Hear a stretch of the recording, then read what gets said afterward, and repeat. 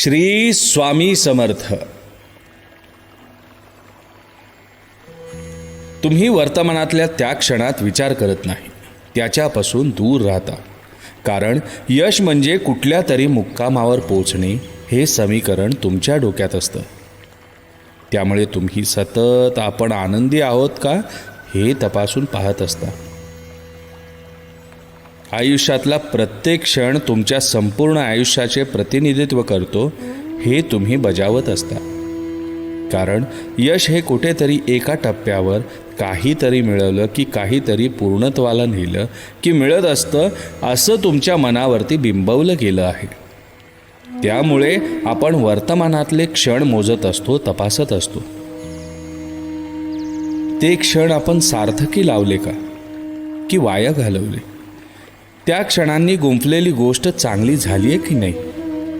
आपण स्वतःबद्दल लोकांना जे सांगतोय त्यावरून आपली काय प्रतिमा तयार होते? अशा अनेक गोष्टींचा आपण पाठपुरावा करत असतो. त्यावेळी आपण स्वतःला विचारतो, या क्षणात फक्त एवढंच आहे? कारण प्रत्येक गोष्ट सतत बदलत असते हे आपण विसरतो. कोणतीही एक घटना आपलं संपूर्ण जगण्याचा सार होऊच शकत नाही. कुठेही पोचायचं नसतं. मृत्यू या एकाच गोष्टीकडे तुम्ही वाटचाल करत असता. आपलं लक्ष पूर्ण करणं म्हणजे यश नसतं. त्या प्रक्रियेत तुम्ही किती व्यापक होता, किती विकसित होता, त्याला यश म्हणतात.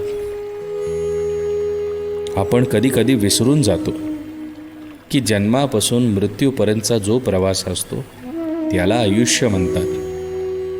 पण अज्ञानाने आपण स्वतःला या आयुष्याचे मालक समजू लागतो. मालक आहेत ते फक्त एक.